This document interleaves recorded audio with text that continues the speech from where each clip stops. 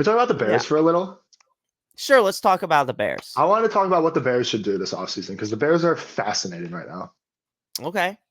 They have Justin Fields, who has played fantastic the last few weeks, but has struggled overall. They have a defensive coach that seems to not know what he's doing, but their defense is fantastic. And then they have an OC who also seems to not know what he's doing.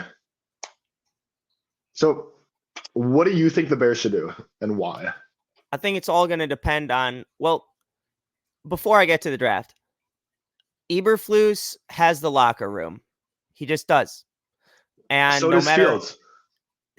Well, absolutely, Fields has. Have you seen all the quotes coming out of Twitter about how like it's I've seen multiple starters come out like out of their way to tweet, interview, yada yada yada. Fields is like DJ Moore said it week in, week out. Fields is the guy. We don't want anyone else. Like this is our dude.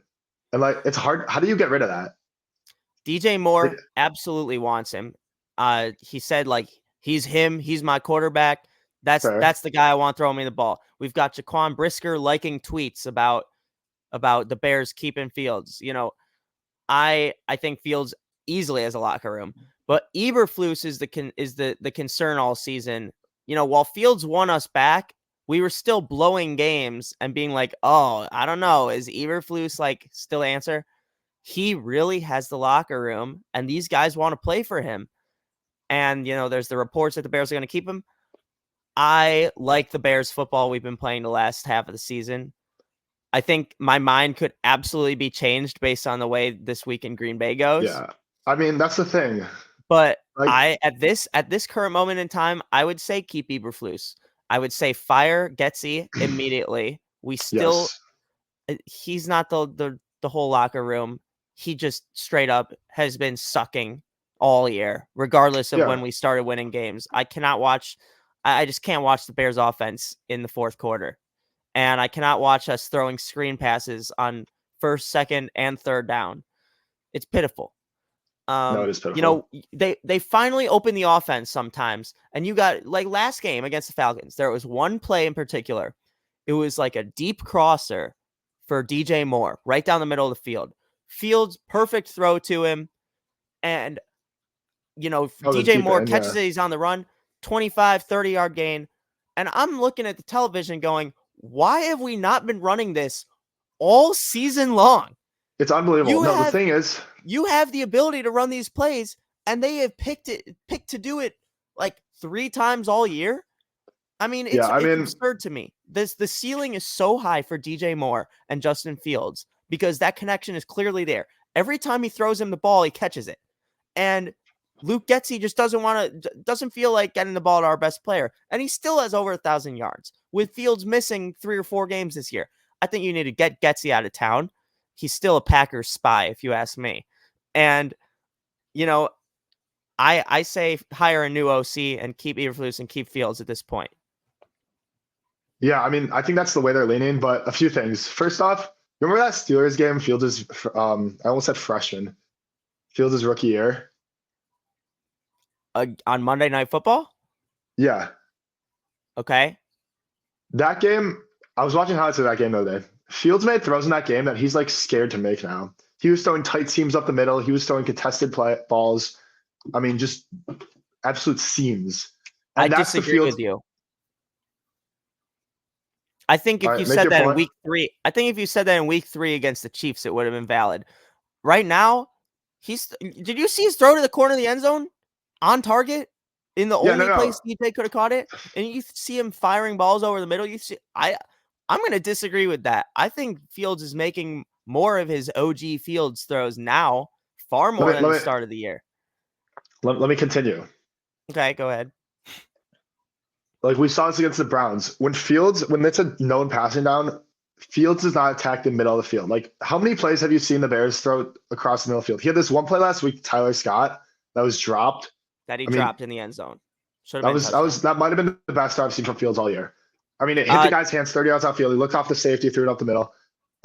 Anyways, Fields' rookie year, he was fearless. He turned and threw. He just saw it and threw it. And that's the only thing Nagy ever did good for him. The Bears need an OC that could teach Fields to trust his eyes more and anticipate these throws.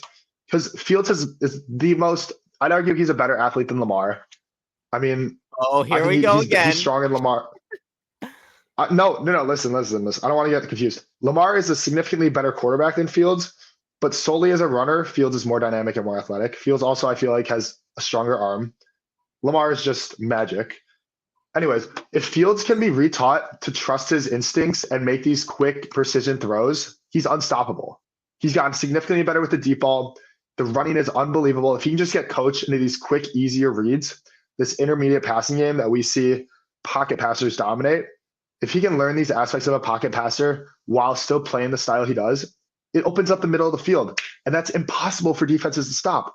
Because like every time you see zone defense, you know how there's like the crossers, the slants, you have to throw in between the linebackers, manipulate your eyes, yada, yada, yada.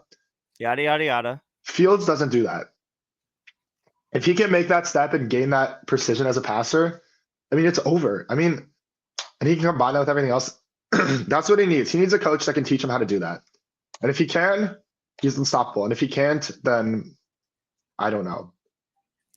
Well, I think we both agree that the offensive coordinator needs to change. But 100%. The whole draft stock thing, I think is gonna relate to this whole topic you're talking about being scared to throw over the middle, because we've had, when he throws to DJ Moore, he's making these fearless throws. When he throws to anyone else, it's really nothing special. Fair. I mean, that's the argument you can make. I think his best throw of the year was the one against Cleveland when he was rolling right, tossed a rainbow to Robert Tonyan, who dropped a touchdown. The whole draft thing is going to all depend on the outcome of this week, because if they go in there and they lose by 3 scores, either Arizona wins or if the Jets and Cowboys beat the Patriots and Commanders, I mean, we can trade back to 3, take Marvin Harrison anyway, and get extra draft capital for Washington jumping New England for Caleb. Yeah. Or even we could have New England. New England might even trade up just so that they can't be jumped. So I like either position, but if we get Marvin Harrison Jr. right now, it's a whole nother game, because you can't have the safety looking over to DJ Moore's side automatically anymore. You can't have double coverage on DJ anymore. Yeah, I mean, we could even trade back further. Like, did you see Rome Odunze? Yes.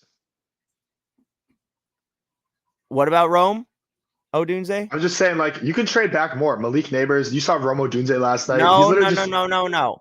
I don't want to trade back for any receipt. I don't want to trade back any farther than 3 unless we're getting Max Crosby from the Las Vegas Raiders, because there is such a drop off from Marvin Harrison Jr. to the fact that if there's an argument for who's the second best receiver, which there is, it's not worth it to me to trade back for them. I want the top dog, and we can get the top dog. And he's been known to be the best guy in the class for ages. Just like how, I mean, there's no reason to say, oh, we can get one of these other receivers. I don't think so. I think we get a franchise-changing receiver here, and suddenly we're back to the Brandon Marshall and Alshon Jeffrey days. Oh, those were fun, Those were fun. We liked being a Bear fan back then. Thanks for watching Neutral Zone Reaction with Brady Hannon and Jules Bergman. Make sure to catch our other videos and live streams on Spotify, Apple Music, Amazon, and Audible. We hope you enjoyed and can't wait to talk football with you next time.